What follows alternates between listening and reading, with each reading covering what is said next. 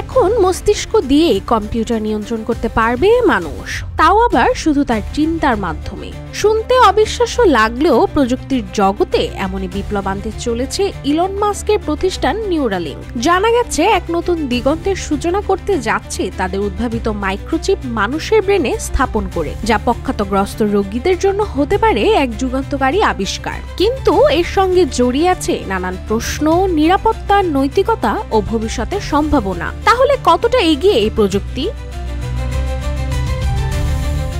2016 সালে প্রতিষ্ঠিত হয় ইলন মাস্কের নিউরালিঙ্ক, যার লক্ষ্য হচ্ছে মানুষের মস্তিষ্কের সঙ্গে মেশিনের সরাসরি সংযোগ তৈরি করা। এরপর 2023 সালের জানুয়ারিতে প্রতিষ্ঠানটি প্রথমবারের মতো স্থাপন করে মানুষের মস্তিষ্কে মাইক্রোচিপ, যা ছিল প্রযুক্তির জগতের এক যুগান্তকারী ঘটনা। এই চিপ, যাকে বলা হচ্ছে টেলিপ্যাথি ডিভাইস, এটি মস্তিষ্কে নিউরনের সঙ্গে সংযোগ স্থাপন করে এবং শুধুমাত্র চিন্তার মাধ্যমে ডিভাইস নিয়ন্ত্রণের সুযোগ করে দেয়, যার ফলে পক্ষাতগ্রস্ত বা নিঃস্বার রোগীরা এই প্রযুক্তির মাধ্যমে নতুনভাবে জীবন ফিরে পেতে পারেন।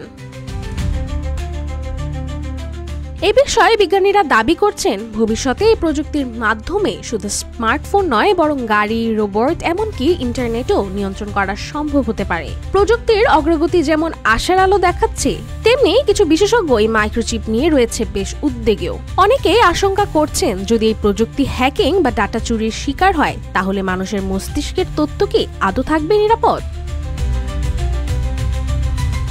রাশিকা হোসেন, রূপালী বাংলাদেশ।